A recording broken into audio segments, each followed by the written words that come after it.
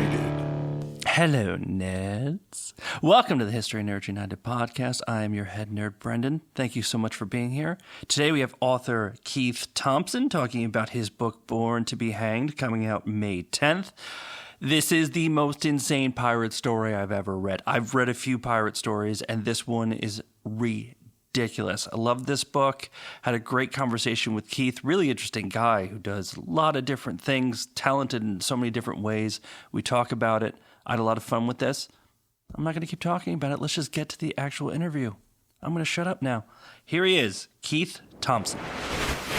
All right, here we are, author Keith Thomson. Hey, thank you so much for joining the podcast. Appreciate it.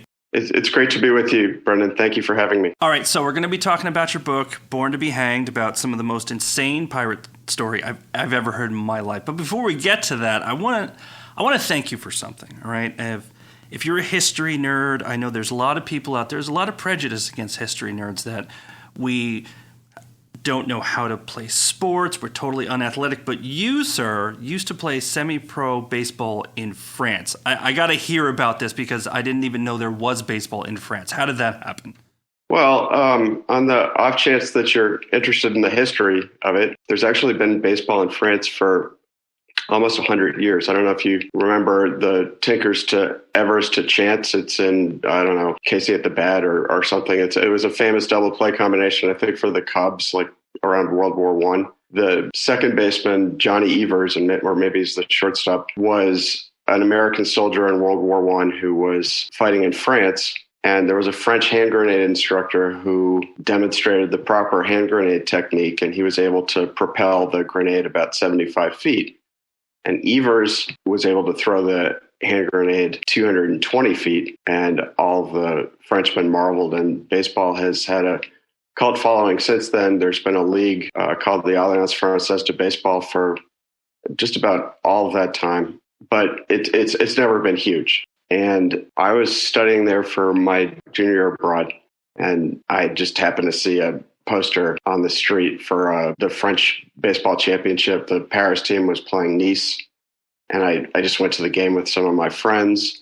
And one of my friends was an attractive female who attracted the attention of one of the Paris team's executives, Jacques Chirac, who went on to be prime minister at the time. He was about to be mayor of France, and he said, "Oh, you know an American guy? We'd love to talk to him, because if you're American, if you're ambulatory, and you've played even like t-ball, you can go over to France and do pretty well." And I played baseball for my high school team in Connecticut. It was a small high school, and I was pretty much the worst guy on the team. But I was able to hit 400 over in France. I joined this Paris team, and we played all over France. We had spring training in Parma, Italy. It was a great experience. I mean, that's not bad for kind of a side gig off of, just going to France for school. Well, what I'm taking from this is, one, you can throw a hand grenade 220 feet at least. And second, that I might still be able to have my baseball dreams if I just head on over to France tomorrow. Do you think so? There's a manual for it. There's a guy who named Evan Meager who played baseball, or maybe didn't play baseball, at Stanford, graduating around 2007. And he wrote a really good book about his experiences coaching and playing for a couple of teams in France called Have Bat Will Travel. And I think it really is a guidebook for anybody who wants to do that sort of thing. Knowing nothing about your athleticism, Brendan, I would guess that you'd hit at least 280. Oh, I'll take it. We're going to put that down and say that's a fact. All right, so semi-pro baseball, and then you don't jump right into authoring books, right? Like I was just looking it up. Writer for New York Newsday, right? I drew cartoons for Newsday. So how do you even get into that, right? Do you just draw a cartoon and somebody sees it and says you can do this? Or are you submitting stuff on a regular basis and they finally call you back? I've always been a drawing guy since I was 2, and my mother wanted to find something to occupy me while she did work around the house, and gave me crayons in the high chair, and was just enthralled with the fact that I didn't eat them and that I actually used them. So when I was 15 or so, I got a job at my local paper in Connecticut drawing editorial cartoons. And then I went on to draw for the New Haven Register and subsequently did some work for New York Newsday. And then that kind of builds up into, what was it, commercials and a short film, which did pretty well, correct? I wrote and directed a short film called Cupidity that was in the Sundance Festival. It was 8 minutes and 40 seconds long. And as a result of that, was able to get a contract from TriStar Pictures to do movies. I did that for 6 or 7 years. None of the movies got made that I worked on. I subsequently worked for Disney and for Paramount Studios on other projects that didn't get made. And one day I was in a meeting with 10, 15 studio people who were giving me notes on the latest draft of a script. And afterward, my agent, we were walking to the parking lot at Paramount Studios in Los Angeles, and I don't know if he saw something in my posture, or I was, more morose than normal, or I don't know. But he said, if you ever read a novel, like, they don't change anything. They don't make any changes. And I'd never even thought about it before. We were living in Palo Alto, California at the time, and I was staying in a hotel in LA that night. And I just got onto my computer and signed up for a continuing education program writing fiction at Stanford University. It just happened to be starting maybe a couple weeks after that meeting at Paramount. And I signed up, and my sort of thesis project was my first novel, Pirates of Pensacola. And did that kind of hit the sweet spot for you? You wrote that and you said, like, this feels right. You get to the end of it, you're not dealing with a lot of the Hollywood stuff. Like, is that when you said, "Ooh, this is my thing now"? I didn't particularly mind the Hollywood stuff. I mean, frankly, what they were paying at Paramount, I would have happily cleaned the men's room floor. I guess the overall process is just a better fit for me. And it is satisfying to not have tons of changes, much less have things actually go out into the world, as opposed to every movie project that I worked on, except for my short film. I mean, so this gets you on the path. So Born to be Hanged is actually your first nonfiction book, right? You had Pirates of Pensacola, and then you had 2 spy books, right? Once a Spy, Twice a Spy. Right. I did a couple others too. But yes, this is my first nonfiction, Born to be Hanged. And what made you decide that to go from fiction to nonfiction? Is it very different, or is this has to be told in a nonfiction way? When I worked on Once a Spy at Doubleday, just as part of the general promotion, it's sort of standard. They'll have you write op-ed type content about something pertaining to the novel, which I wrote a piece for the New York Times, for instance, about spy gadgets. And I wrote some stuff for the Huffington Post. And in the process, I'd never really done any reporting before, and I enjoyed it. I write for escapism, and I read for escapism. I like reading nonfiction. I like the way that you can sort of insert yourself into any situation and not have to think of the stuff the way you do with fiction. At the same time, I'd written a novel about pirates. I was aware of the story that Born to be Hanged chronicles, and if I were to write a pirate novel, I could never get away with the stuff that goes on in this real story. You'd just be like, well, that's ridiculous. That's impossible. Nobody would be that stupid or that brave. It's just such an incredible story. And I just thought it'd be worth telling. That was my thought at least 4 or 5 times during my reading of this book. Was sometimes I'll read, there's been a few books that I've read, yours being one of them, where as I'm reading, I'm like, I got to look this up. I bought a fiction book. I didn't realize it. Somebody said it was nonfiction, but this is obviously a fiction book. And this is one of those I went, this happened? This is, as you mentioned, between brave and stupid is a very fine line. And these pirates jump on both sides of it throughout this book. But before we get into that, we don't want to get into too many spoilers. Do me a favor for the listeners. What's the book about? What's the setting? How'd you find it?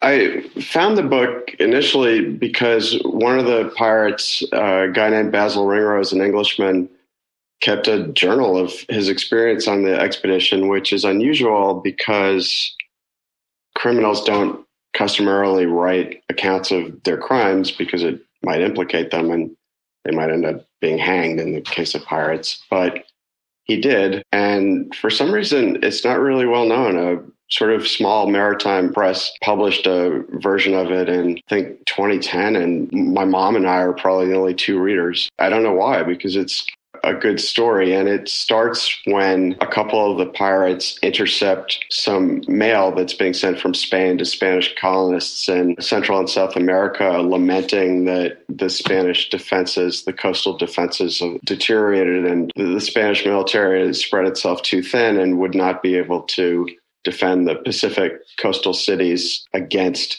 English pirates. There were a lot of English pirates in the Caribbean at the time, but they never ventured into the Pacific for two reasons. One is Panama would be the shortest route, which is about the world's most impenetrable jungle. It would be a 2-week hike at best. And the second is because they were afraid of the Spaniards and their massive fortifications. But reading these letters, the English pirates rethought that. The Spanish merchants had lamented that the state of defenses are practically opening a door into the South Sea, as they call the Pacific. And the English pirates decided, well, this is fantastic intelligence. Let's act on it. So the guys that had found that, those letters put the word out through Caribbean pirate haunts, brothels and taverns and so forth.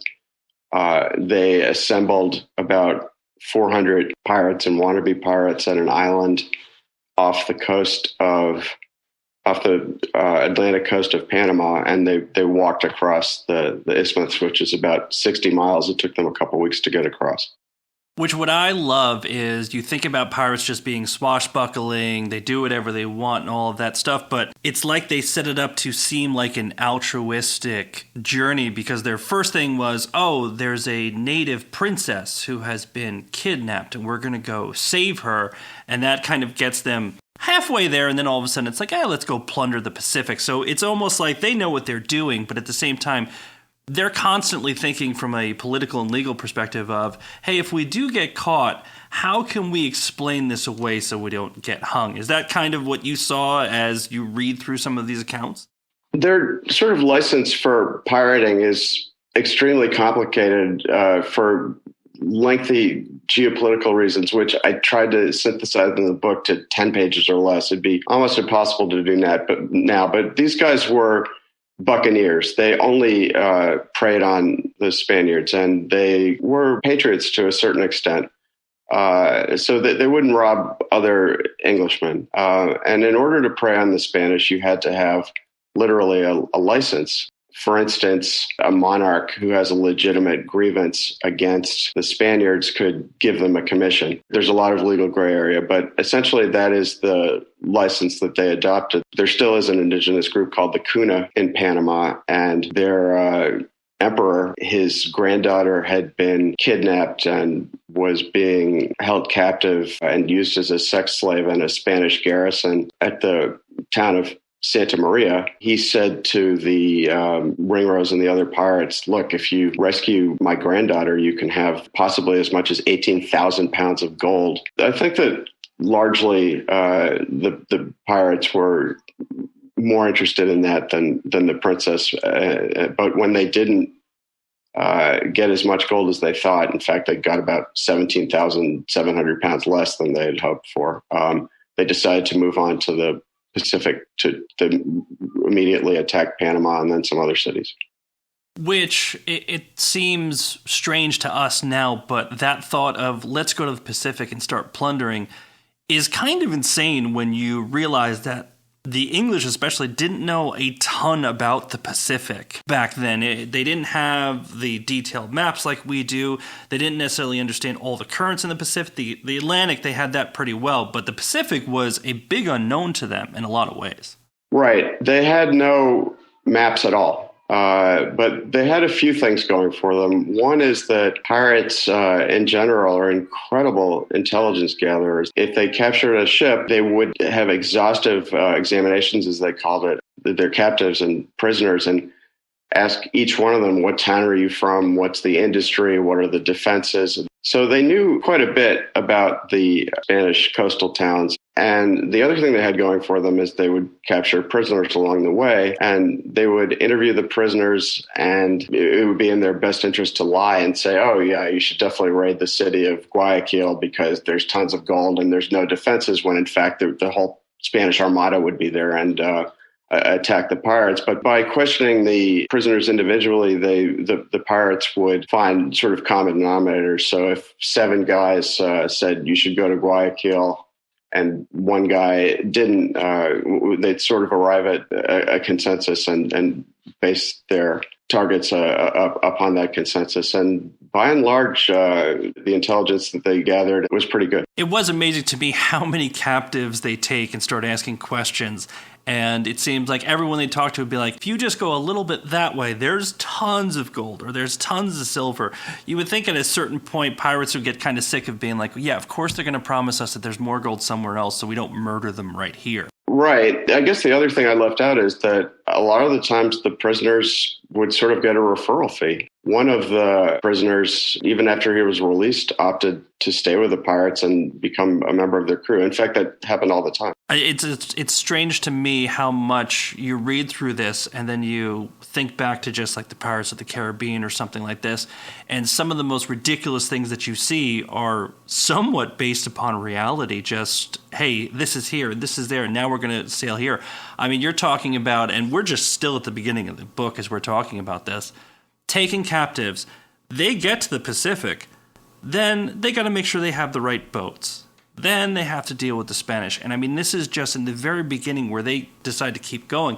Ultimately, this becomes, what was it, a 2-year kind of cruise around the Pacific? It was about 2 years exactly, yes. And on top of that, a lot of that time is spent not knowing precisely where they are, because we're talking about a time where you still couldn't figure out longitude. There's a couple of places in the book where they very easily all could have died, not because of the Spanish, but just because it's amazing to me you have to sail out into the Pacific to be able to sail south sometimes, right? You have to just go straight west to be able to get some breeze, some wind, just to be able to go south, because they'd have to constantly be going around all these Spanish defenses. It's very difficult to sail down the Pacific coast of South America because there's a strong Peru current, and also the southeast trade wind constantly blows the other way. So if you want to go, say, 75 miles down the coast of South America, it makes a lot of sense to go out to sea for 150 miles and then tack back for another 150 miles or 300 miles total so that you can circumvent those forces. So you mentioned Basil Ringrose, guy who probably didn't need to be a pirate, but he was.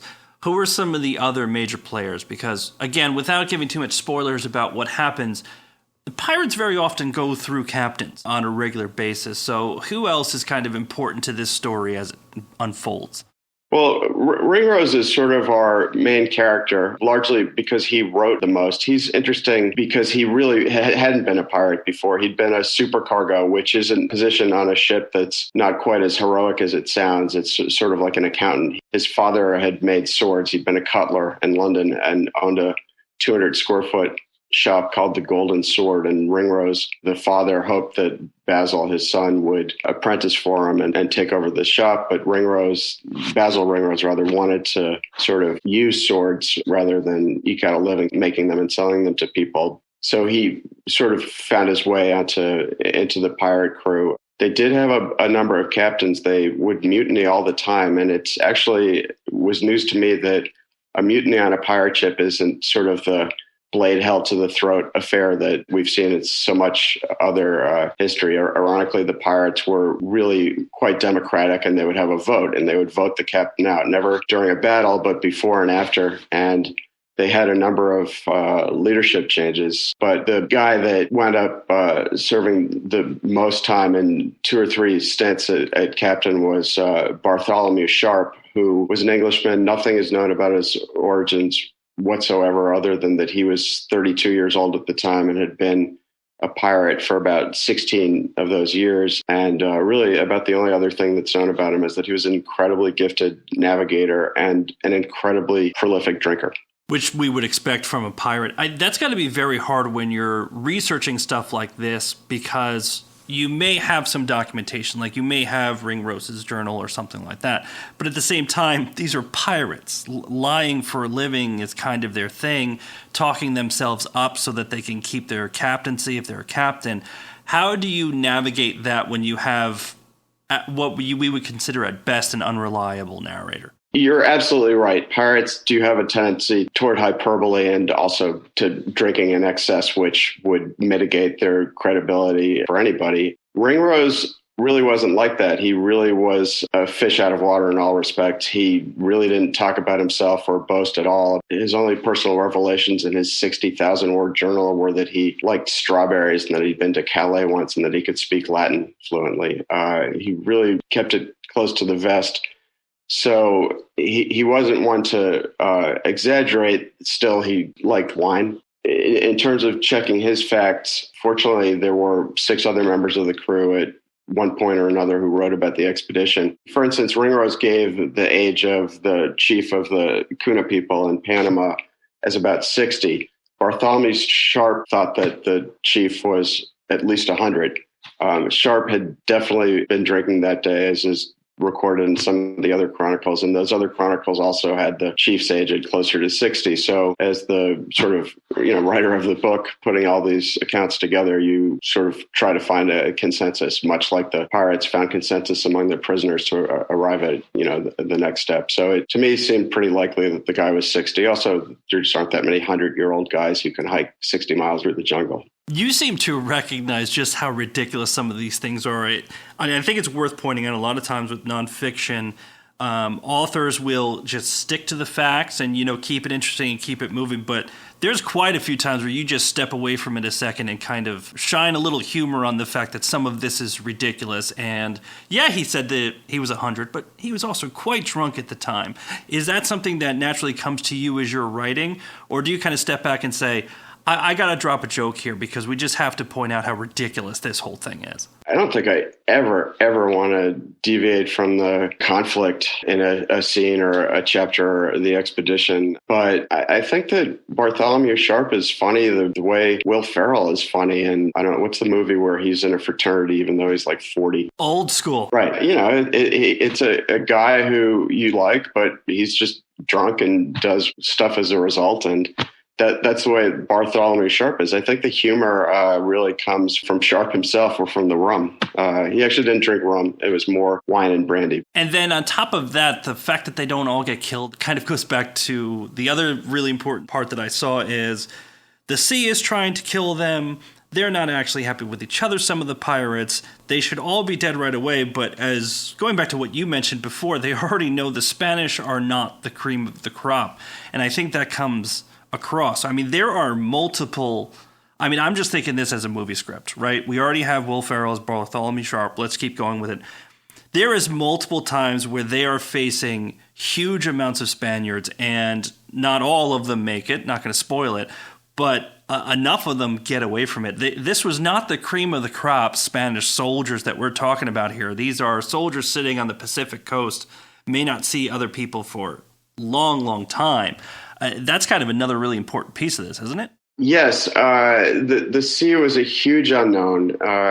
Very frequently, you'd have 300-ton ships traveling in consort. Pirates often traveled in fleets, and it'd be stormy one night or just simply dark, and the next morning, there'd be one less ship than there was when you'd gone to bed, and they might go the rest of their lives without finding out what happened to it. They might ascribe it to a storm, which storms killed more pirates than navies did. They might ascribe it to the Spaniards having sunk their companion ship, or they might ascribe it to a sea monster. They just never knew. So the sea was quite a difficulty for them, and the Spanish coastal defenses were not as great as they had been, which opened up some opportunities. But in the very first battle, after the sort of failed 18,000 pound of gold booty in Santa Maria, the pirates advanced on the city of Panama, and really just all of the above went wrong. There was a storm the night before they were going to attack Panama. And of the 350 guys, only 130 would end up arriving in order to take on Panama. But worse than that was that one Spaniard who had eluded them arrived and warned the city. So the Spanish sent out 3 giant men of war against the pirates. And initially, when the men of war were there to meet them, there were only 36 pirates in 5 flimsy canoes against these 3 giant warships with a couple hundred guys. And tons of cannon, buildings the size of like 2-story apartment buildings. And that's the truth of Stranger Than Fiction component, is that the pirates took these guys on. The 36 pirates took on these 3 massive warships. The result I won't reveal, but I will say that for my money, it's not the greatest naval battle in history, but certainly in the history of the Pacific, and without giving too much away. Pirates seem to have no one on their crew that is the voice of reason to just say, are you out of your damn minds? I think of 3 times specifically in this book, again, don't want to jump ahead with spoilers, where I said out loud, like, seriously? And the first one was the Spanish warships. They're in flimsy canoes, and they just go right at them. Again, some people turn out better than others and everything like that, but it's a perfect kind of opening to this book that this is the type of people they are, and they're just going to keep going at it without thinking about consequences at all. I mean, I don't know if they were just drunk 24/7, and that's the explanation for this, but they were out of their damn minds. Ringrose was the voice of reason before that battle. He said, look, we've been rowing all night. In fact, they've been rowing for 24 hours. In the last 15 before daybreak, they were rowing through a vicious storm. He said, like, we're exhausted. Even if we thought it was a good idea for 36 of us to take on a trio of Spanish warships, we're just too tired. And he argued against it for a lot of reasons, all of which were really logical and compelling. But yeah, whether they were drunk or incredibly brave or incredibly stupid, the pirates decided to fight the Spaniards on that day and several others that were comparable. Now, you know how Hollywood is. You're kind of an insider from that perspective, regardless of what you try and say next. I think this can be a movie. Can we make this a movie? Do you have somebody you can call tomorrow and just say, like, hey, I got this for you. This is going to be perfect. Because you could do anything with this. This could be action adventure. This could be a straight comedy. This can go a lot of different ways. But especially because I've already casted Basil Ringrose in my head as we were talking. I think Tom Holland can do it. He seems to be a little busy right now, but I think he can fit that young guy who kind of realizes how ridiculous everything is, but he's going to stick it out anyway. What do you think? Can we put him in there? I love his work. He's fantastic. If that's him, then that'd be terrific. I always thought of Ringrose as sort of like the Edward Norton character, like in Fight Club, who overcomes it. He wasn't a coward by any means, but discretion is the better part of valor. And I had more than his share of discretion, but over the course of the expedition, he really comes to embrace the whole pirate gestalt and really starts to throw caution to a wind in a way that's nice to see for some reason. All right, so I ask every author this is my final question for you, right? You do a lot of these amazing things. You're reading, you're writing, obviously a very intelligent guy, but COVID's locked us down for a while. Looks like we're finally on the other side of it, knock on wood. I need you to admit to the trashy TV that you watched while locked down. Ready, go. Again, I'm terrible with pop culture in large fact because I don't watch television. I should. I saw Hacks, the whole thing on HBO Max. I loved that during the pandemic. But other than, New York Yankees baseball and ESPN Sunday Night Baseball, I haven't watched a show. But I should note that I read for escapism and I write for escapism. And I basically went on a 2-year pirate cruise during the pandemic for escapism. It was researching this book. My agent said that I was far and away his most productive client. And the publisher was surprised that I turned in the manuscript on time, given the fact that I think I got the contract like the day before the pandemic closed everything down and it was due during the heart of the pandemic. But for me, it was the perfect pandemic activity. It's escapism aboard a pirate ship in the Caribbean. What could be better than that? And I hear there's a pirate TV show coming out soon on HBO Max, so that'll probably be better than the book.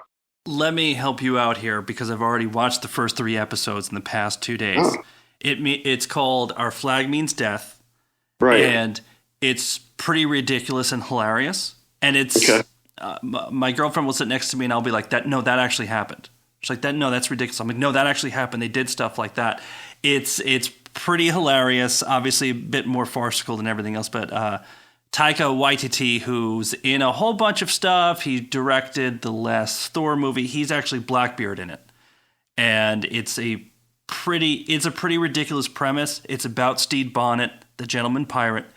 And right. It's a good watch so far. Now, I will say, if you're meeting deadlines while on a pirate cruise, you're not doing it right. Because if you're on a pirate cruise, you should be drunk 24/7 like them. Next time, I need you to do it right, okay? Yeah, I was on a proverbial pirate cruise, and we did all of our pandemic shopping via, one of those delivery services where you order online. And they actually don't, at least in the state of Alabama, deliver like any alcoholic beverages. So like the 6-pack that I had at the onset of the pandemic was that was my, pirate beverage quota for the entire 2 years. However, probably to me, the most surprising thing that I learned in the course of researching this book was that pirates, even more than perhaps rum and women combined, really like chocolate. They would compare notes on their favorite recipes. And in fact, they attacked the town of Guayaquil because Guayaquil had the best cocoa beans in their estimation. So I ended up making lots of chocolate using the recipe that one of the other pirates gave in his journal. So yeah, at least I had that. With all the research you've done on pirates, I need to know, I'm sure everyone wants to know, who is your favorite pirate of all time? Doesn't have to be from the book, but can be. But who is your favorite pirate of all time and why? Probably Willie Stargell of the... That he does not count Buccaneer pirates. I think that it would be one of the chroniclers. There was a guy named Edward Povey who was barely literate, but it was enough to save his life because he was captured by the one-time buccaneer Henry Morgan, who wound up being the deputy governor and at times the acting governor of Jamaica, charged by the British Empire with enforcing the anti-piracy laws to crack down on piracy. When Morgan captured Povey, he said, look, I want you, since you are barely literate, but enough that you can string a sentence together, to sit and write an account of this entire expedition. And if so, I will not hang you. And Povey did that. He betrayed his shipmates, and he's a terrible speller to the point that it's comical. So I love turning to his basically deposition. It was like a 100-page deposition that he wrote in his cell to save his life for the comic relief. Edward Povey would be my answer. Fantastic. All right, so book is now coming out May 10th, Born to be Hanged. Everybody should get it. Keith, thanks so much. Thank you very much. And that's it for this episode. Thank you, Keith, for coming on May 10th, Born to be Hanged. Seriously, nerds, you're going to love it. Go out, get a copy. Trust me. On that note, too, follow us, please. Instagram, Facebook, Twitter, like, follow, rate. Get in touch with us. Let us know what you like. Let us know what you want more of. We want to hear from you, everybody. Until next time, talk to you later, nerds.